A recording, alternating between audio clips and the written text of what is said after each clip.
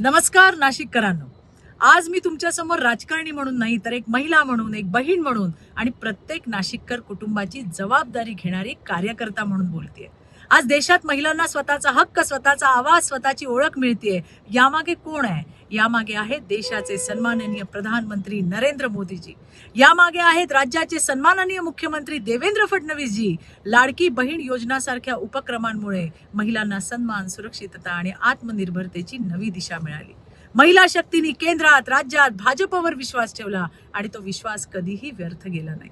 आता नाशिककरांनो, नाशिक महानगरपालिकेची वेळ आहे. आपल्याला हवंय का स्वच्छ नाशिक, सुरक्षित नाशिक, विकासाच्या मार्गावर वाटचाल करणारं नाशिक?